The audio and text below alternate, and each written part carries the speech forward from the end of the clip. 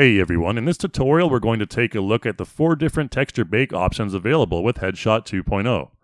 These are from Source Mesh, from High Poly Mesh, Project from Image, and Textureless. For the normal map, we have from Source Mesh and from High Poly Mesh options. Since these two are the same for normal and diffuse maps, we'll focus on the diffuse map here for those two options. Let's look at from Source Mesh baking first.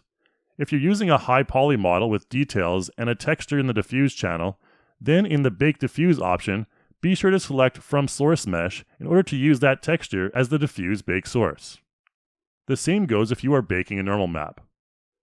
If you've used the poly paint method to paint your high poly model and don't have a diffuse texture, you can still import it into Character Creator via Headshot, as CC can read vertex information. Just change the display mode to Smooth. If you're painting your model in ZBrush, you'll want to use the Go Z tool to quickly and easily export your model to Character Creator.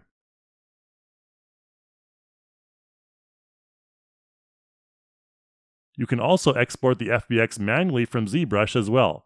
However, please be aware that on occasion, when exporting an OBJ model from ZBrush to CC, the vertex colors may not be completely accurate.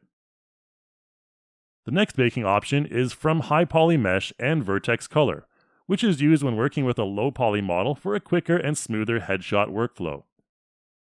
In this scenario, you will need to have both a high poly and low poly version of your model.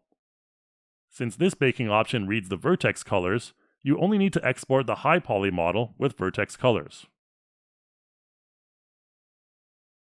The low poly version can be exported with the lowest subdivision level and no colorization.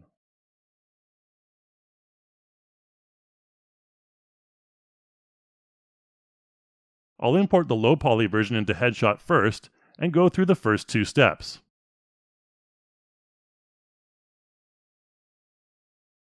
From there, ensure that from High Poly Mesh and Use Vertex Color are both selected in the Diffuse section, as we need to bake the vertex colors from the High Poly model.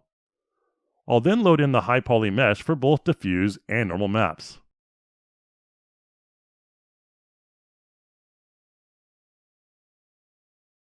Once the character is generated, you can see both maps have been baked successfully as we test out the facial movement.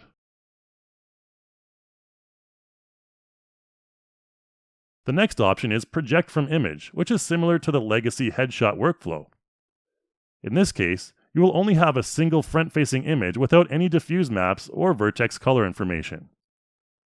When you generate your head using this option, it will simply wrap the front-facing image onto the 3D model head and match the features as closely as possible.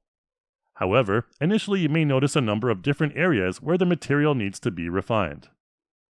In the Headshot panel, you'll find a skin setting section that includes a number of skin setting and mask options. If I use this face mask option, you'll see that Headshot will fill in the masked area with a skin material to mostly resolve this. For more specific areas, you can export the diffuse map to Photoshop for more detailed editing. When doing this type of editing, it helps to launch the UV reference map into Photoshop to give us a better look at the topology. You can layer it with the diffuse map and then use the patch and clone stamp tools in Photoshop to fill in the missing areas. Be sure to cover not only the white areas where no textures are applied, but also the areas of the diffuse map that are stretched along the side of the head.